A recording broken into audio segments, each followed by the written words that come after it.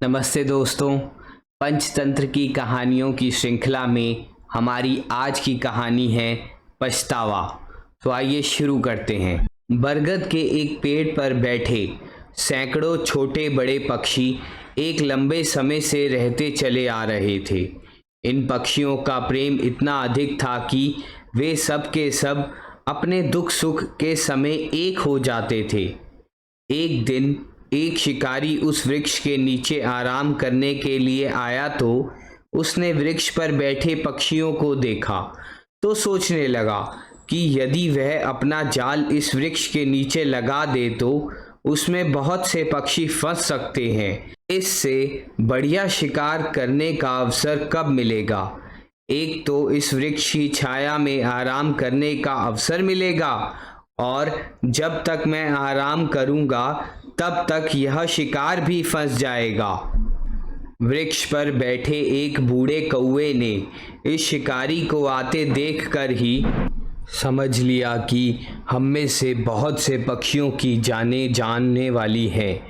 तभी उसने सब पक्षियों को बुलाकर कहा, भाइयों, इस वृक्ष के नीचे बैठा आदमी बहुत बड़ा शिकारी है। कुछ ही देर में यह हमें अपने जाल में फंसाने के लिए दाना डालेगा। उस दाने को तुम जहर समझना, क्योंकि इस दाने को चुगने का अर्थ है जाल में फंसना। इसलिए भाइयों, आज तुम लोग होशियार रहना। कौवे की बात सुनकर सब पक्षी समझ गए थे कि यह शिकारी उन्हें अपने जाल में फंसाने के लिए आया है। वे सब के सब चुपचाप वृक्ष पर बैठे शिकारी के जाने की प्रतीक्षा करते रहे। कुछ ही समय पूर्व जंगली कबूतरों का एक झुंड भी उस वृक्ष पर आकर ठहरा था। सामने बिखरे दाने को देखकर उनके मुंह में पानी भर आया। वे बेचारे भूखे थे। भूखे के सामने अन्न पड़ा हो तो उसकी भूख और भी बढ़ जाती है। यही हुआ उन कबूतरों के साथ। भूख से अंधे होकर वे शिकारी के द्वारा बिछाए गए चावलों पर टूट पड़े।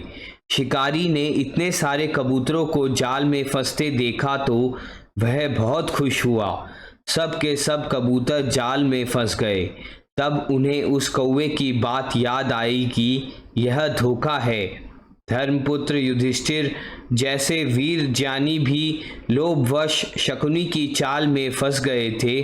सत्य बात तो यह है कि जब भी इंसान पर कोई मुसीबत आती है तो उसकी बुद्धि भ्रष्ट हो जाती है। अपनी ही भूल के कारण कबूतर भी शिकारी के जाल में फंस गए थे। शिकारी जोर जोर से हंस रहा था, कबूतर रो रहे थे। उन्हें अपनी मौत सामने नजर आ रही थी। कबूतरों के सरदार ने अपने साथियों को इस प्रकार उदास बैठे देखा तो कहा, अरे मूर्खों, इस प्रकार उदास क्यों बैठे हो? संकट के समय घबराने से काम नहीं चल सकता। दुख के समय तो बुद्धि से काम लेना चाहिए। बुद्धिमान लोग सुख और दुख को समान ही समझते हैं। जैसे सूर्य का रंग सुबह और शाम दोनों समय एक ही प्रकार का लाल होता है, इसलिए हमें इस दुख से बचने के लिए हिम्मत से काम लेकर इस जाल समेत ही उड़ जाना चाहिए। हिम्मत, हिम्मत! यदि हमने इस समय हिम्मत से काम ना लिया तो मृत्यु हमसे अधिक दूर नहीं। अपने सरदार के इस जोश भरे भाषण को सुनकर सब कबूतरों में एक नई शक्ति आ गई। उन्होंने उसी समय जाल समेत उड़ना शुरू कर दिया। शिकारी ने जब देखा कि कबूतर तो उसका जाल भी लेकर उड़ रहे हैं तो वह रोता पीटता उन उड़ते हुए कबूतरों के पीछे भागा। उसे यह आशा थी कि शायद कबूतर जाल समेत नीचे गिर पड़ेंगे, परंतु कबूतर तो नहीं गिरे, किंतु शिकारी बेचारा ठोकर खाकर ऐसे गिरा कि उसके मुंह से खून बहने लगा। कबूतर इतने बड़े जाल को लेकर कब तक उड़ते? कबूतरों के सरदार का एक पुराना दोस्त चूहा इसी जंगल में रहता था। वे अपने साथियों सहित उस चूहे के बिल पर उतरे तो उनके सरदार ने बाहर खड़े होकर चूहे को आवाज दी, मेरे मित्र जल्दी से बाहर आओ। कौन हो तुम? सदाचारी कबूतर, तुम्हारा दोस्त। मैं इस समय संकट में फंसा हूं, तुम जल्दी से बाहर आओ, आकर मुझे और मेरे साथियों को बचा लो। मित्र सदाचारी का नाम सुनकर चूहा उसी समय बाहर आया और जैसे ही उसने सदाचारी और उसके साथियों को जाल में फंसे देखा तो आश्चर्य भरे स्वर में बोला, अरे वाह मित्र, तुमने तो कमाल ही कर दिया, जाल समेत ही सबको उड़ा लाए। क्या करें दोस्त, आज के युग में यदि हम इतनी हिम्मत से काम ना लें तो यह भेलिए लोग हमारी हड्डियां भी पीस कर खा जाएं। चूहा अपने दोस्त की बुद्धि की प्रशंसा करते हुए जल्दी जल्दी उस जाल को काटने का प्रयास करने लगा। साथ ही साथ कबूतरों से कहता जा रहा था, जो भी पक्षी भूख के समय दाने को देख लेता है जाल को भूल जाता है। बुद्धिमान लोगों की सुस्ती देखकर तो मैं यही सोचता हूँ कि भाग्य बड़ा बलवान है। आकाश में उड़ने वाले पक्षी भी मुसीबत में फंस जाते हैं, गहरे सागर में रहने वाली मछलियाँ भी भारी मर जाती हैं। इन चीज़ों से ही तो हमें पाप और पुण्य का पता चलता है। चूहे ने सबसे पहले तो अपने मित्र सदाचारी कबूतर सरदार के बंधनों को काटना शुरू किया। तो उसने कहा, भाई पहले मेरे साथियों को आज़ाद करो, जो मेरे लिए अपना घर बार छोड़कर मेरे साथ आए हैं। मैं इनका सम्मान क्यों ना करूं? विद्वानों ने कहा भी है, जो राजा अपने सेवकों का सम्मान करता है, धन की कमी होने पर भी वे लोग अपने राजा का साथ नहीं छोड़ते। मित्र विश्वास ही सब चीज़ों की जड़ है, तभी तो हाथी अपने झुंड का राजा कहलाता है। अब तुम सोचो कि मेरी तरफ का जाल काटते समय यदि तुम्हारा एक भी दांत टूट गया तो मेरे इन साथियों को कौन मुक्त करवाएगा? ठीक है मित्र, पहले मैं तुम्हारे इन साथियों को ही मुक्त कराता हूँ, फिर सबसे बाद में तुम्हारे बंधन काटूंगा। अच्छे और गुणवान राजा के बारे में कहा गया है कि जो भी राजा अपने नौकरों पर सदा दया दृष्टि रखता है, उनकी योग्यता के अनुसार उन्हें वेतन देता है, वह राजा तीनों लोगों की रक्षा करने की हिम्मत रखता है। बातों बातों में चूहे ने सारा जाल काट कर उन कबूतरों को मुक्त कर दिया और फिर अपने बिल में जाते हुए बोला, दोस्त फिर कभी ज़रूरत पड़े तो अपने इस दोस्त को याद कर लेना। ऊपर वृक्ष पर बैठा एक कौवा कबूतर और चूहे की दोस्ती की पूरी कहानी सुन रहा था। उनकी दोस्ती को देखकर कौवे के मन में आया कि ऐसे अच्छे मित्र को मैं भी अपना मित्र बनाऊंगा। सच्चा मित्र वही है जो संकट के समय काम आता है। यही सोचकर कौवा चूहे के पास आया और चूहे को पुकार कर कहा, भैया चूहे, मैंने तुम्हें इन कबूतरों के बंधन काटते देखा था तो मेरे मन में तुमसे मित्रता करने की बात आई। बोलो, तुम मुझसे मित्रता करोगे? भैया कौवे, तुम मेरे शिकारी हो और मैं तुम्हारा शिकार हूँ, ऐसे में हमारी तुम्हारी मित्रता कैसे निभ सकती है? विद्वानों ने यह बात कही भी है कि जिनमें धन और कुल की समानता ना हो उन्हीं में विवाह होता है, निर्बल और बलवान में नहीं। जो लोग अपने से कम बुद्धि वाले लोगों से मित्रता करते हैं वह मित्रता को बदनाम करते हैं। इसलिए आप जाएं। भैया चूहे, मैं तुम्हारे द्वार पर बैठा हूँ, यदि तुम मुझे अपना मित्र बनाओगे तो ठीक है, नहीं तो मैं यहीं पर मर जाऊंगा। नहीं, मैं अपने किसी शत्रु से मित्रता नहीं कर सकता। भैया आज तक हमने एक दूसरे से कभी मेल जोल ही नहीं किया, तो फिर नफरत क्यों? इस दुश्मनी का मतलब?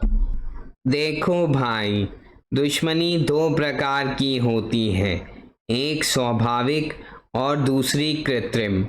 कृत्रिम शत्रुता एक बार कृत्रिम गुणों के नष्ट हो जाने से समाप्त भी हो जाती है, परंतु जन्मजात शत्रुता जान लिए बिना नहीं जाती। भैया, मुझे इन दोनों प्रकार की शत्रुता के भेद तो बताओ, ताकि मैं भी अपने शत्रुओं की पहचान कर सकूं। सुनो दोस्त, यदि किसी कारण से शत्रुता हो जाए तो वह कृत्रिम होती है। वह उस कारण के दूर हो जाने से समाप्त हो जाती है, परंतु स्वाभाविक शत्रुता कभी समाप्त नहीं होती। जैसे कि सांप और नेवले की, मांसाहारी और शाकाहारी की, कुत्ते और बिल्ली की, अमीर और गरीब की, सौत और सुहागन की, शेर और हाथी की, शिकारी और हिरण की, ब्राह्मण और दुष्ट की। यद्यपि इनमें से किसी के भी स्वभाव का अंत नहीं हुआ, फलस्वरूप यहाँ एक दूसरे को देखकर जलते हैं। चूहे की बात सुनकर कौवा बोला, भाई ये सब बेकार की बातें हैं, मेरी बात सुनो। किसी कारण से मित्रता और किसी कारण से ही शत्रुता होती है। संसार में बुद्धिमानों से मित्रता ही करनी चाहिए, शत्रुता नहीं। इसलिए तुम मुझसे मित्रता करो भैया, हम दोनों मिलकर रहेंगे। भैया, नीति का सार सुनो।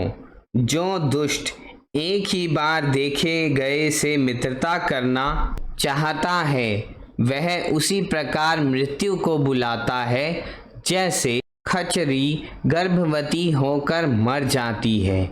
यूं तो मैं गुणी हूँ, परंतु मेरे साथ कोई शत्रुता नहीं करेगा, ऐसा भी नहीं हो सकता। कहाँ भी गया है? विद्वान जैमिनी मुनि को हाथी ने मार दिया था और महाविद्वान पिंगलाचार्य को सागर तट पर मगर खा गया था। मेरे भाई चूहे, यह सब बातें तो ठीक हैं, मगर सुनो, उपकार से सदाचारी लोग किसी कारणवश पशु पक्षियों से, भय लोभ से, सूत्रों में और सज्जनों के दर्शनों से भी मित्रता होती है। दोपहर से पहले की छाया पहले लंबी फिर छोटी होती है, फिर धीरे धीरे समाप्त हो जाती है। दोपहर बाद की छाया धीरे धीरे बढ़ने लगती है। और सुनो, सौगंध खाकर मित्रता करने वाले शत्रु पर भी कभी विश्वास ना करो। सुना यह भी गया है कि कसम खाने वाले इंद्र देवता ने वृत्र को मार डाला था और विश्वास दिलाकर अपनी विमाता के गर्भ को नष्ट कर डाला था। अच्छे काम करके मित्रता कर लेना चाणक्य नीति है और मित्र संगठन द्वारा बल बढ़ाना बृहस्पति नीति है। यह 3 प्रकार की नीतियां कही गई हैं। महापुरुष भी शत्रु की स्त्री पर विश्वास करके नष्ट होता है। चूहे के मुख से यह सब बातें सुनकर कौवा समझ गया कि यह ज्ञानी है, इससे मित्रता करके वह बहुत कुछ सीख सकता है। उसने चूहे से आखिरी प्रार्थना की, भैया, भले ही मुझसे तुम बाहर आकर दोस्ती नहीं करते, मगर इतनी तो कृपा करो कि बिल के अंदर से ही मुझसे बात कर लिया करो। देख भाई कौवे, तुम भूल कर भी मेरे बिल के अंदर पाँव न रखना। विद्वान कह गए हैं कि शत्रु पहले धीरे धीरे सरकता है, फिर जोर से फांदता है। जैसे कामी पुरुष नारी पर धीरे धीरे डोरे डालता है। कौवा चूहे की वाणी सुनकर खुश हो गया और बोला, देखो भाई, मैं तुमसे मित्रता करना चाहता हूँ। तुम जो भी कहोगे मैं वही बात मान लूँगा। ठीक है, आज से हम दोनों भाई मित्र बनकर रहेंगे। वाह वाह वाह वाह चूहे भाई, मैं तुम्हारी मित्रता पाकर धन्य हो गया। चूहे और कौवे की दोस्ती अब दिन प्रतिदिन बढ़ती जा रही थी। सच बात तो यह थी कि चूहे को भी एक अच्छा मित्र मिल गया था। एक दिन कौवा उदास सा चूहे के पास आकर बोला, भैया अब तो अपना इस स्थान पर मन ही नहीं लगता, क्योंकि इस क्षेत्र में तो अकाल ही पड़ गया है। खाने को कुछ भी नहीं तो मिलता। इस साल वर्षा ना होने से सारे तालाब सूख गए हैं, पानी पीने का भी नहीं बचा। भूख के मारे लोगों ने घर घर में जाल फैला रखे हैं।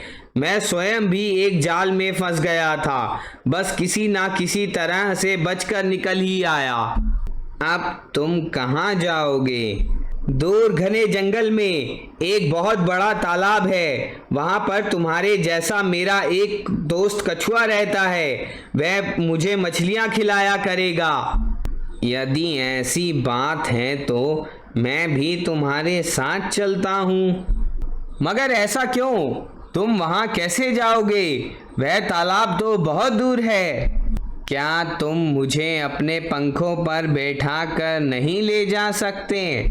क्यों नहीं, तुम्हारे जैसे जानी मित्र के लिए तो जान हाजिर है। चलो मैं तुम्हें अभी ले चलता हूँ।